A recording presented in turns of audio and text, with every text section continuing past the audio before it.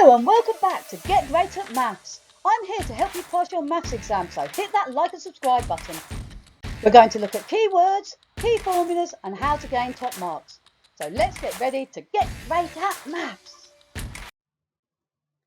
This is a question on multiplying a 3-digit number by a 1-digit number.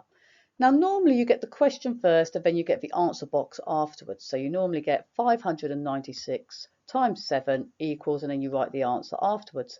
But it doesn't matter whether the answer comes first or it comes at the end, it is exactly the same sum. So you just need to know that you have to do 596 times by 7 and then you write your answer in the box here. This is worth 1 mark. Now to do this question, there are 2 methods. Okay, first method, you can use the column method, which is the traditional method, or you can use the grid method. The preference is yours. It doesn't matter which method you use as long as you get the correct answer. The question is only worth 1 mark. Press pause, choose your method and have a go at working out the answer. Press play when you're ready to hear the answer. Well done, guys. So hopefully you have managed to write down the number. 596 times by 7. So we're going to use the column method to start with. Now when we use the column method, we're going to put what we're multiplying by at the bottom. So we're multiplying by 7. So I'm going to look at 6 times 7. Now you should know your times table facts and you should know 6 times 7 is 42. So we write the 4 for the 42 here and the 2 here is a big number. Now some people like to carry the 4 underneath. It doesn't matter whether the 4 is carried underneath or at the top. Personally, I find it easier to carry it at the top, so when we come to do a 2-digit number multiplied by a 2-digit number, it becomes less confusing when we've got to do the adding up later. But it is personal preference where you write this for. Then we're going to look at 9 times by 7. Now again, you should either know the answer to this or you can use your fingers. So if you put your 7th finger down, you should see you have 6 digits to the left and 3 fingers to the right, which means 9 times 7 is 63. Then we need to add on 4 to 63, which will give us 67. So the 60 comes up the top here and the 7 underneath. Again, you could have written that 6 down underneath. It doesn't matter which location it is in.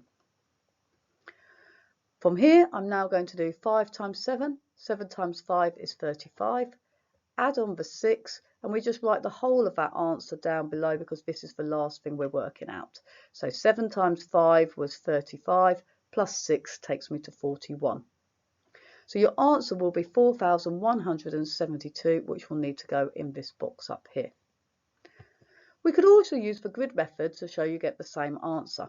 So when we use the grid method, we're going to be multiplying by 7 still, but we're going to split up this number 596 into what the number means. So the 5 is 500, so we'd write 500. The 9 is 9 tens, which means 90. And the 6 is 6 ones. So we split this number 500, 90 and 6 up and we partition it. So from here I've got these 3 numbers here and I'm going to multiply each of these by 7.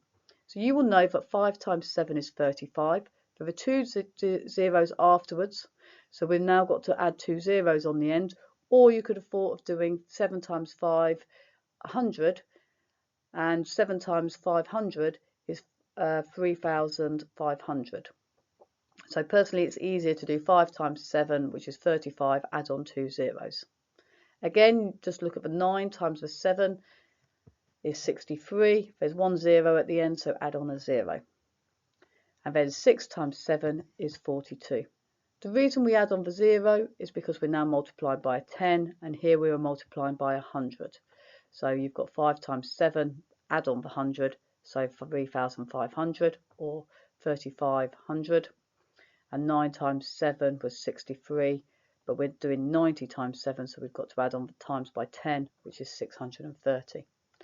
Once you've got these 3 digits here multiplied, we're going to add them up. So we're going to write them in column notation. So we've got 3,500, 630, and then the last one was 42, and we're going to add these 3 digits I've got here up. So I've got 0 plus 0 plus 2 gives me 2. 0 plus 3 plus 4 gives me 7.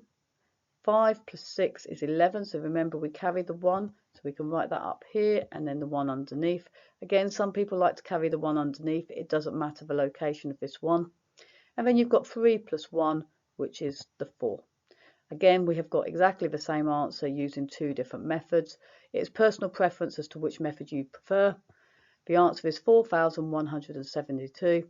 As long as you can get the correct answer, the method, it doesn't matter which method you choose to use, as long as you can show your method in the exam. Give yourself a big tick if you got the answer correct. Well done. The mark scheme for this question shows the answer is 4,172. Remember to put a comma after your 1,000 column. 1M means it's worth 1 mark. If you found this video useful, please share, like and subscribe so we can all get great at maths. If you've enjoyed this video, please don't forget to share, like and subscribe. Please follow Get Great at Maths on TikTok, Instagram, Facebook and X. What do you want to see next on Get Great at Maths? Please comment below. See you next time.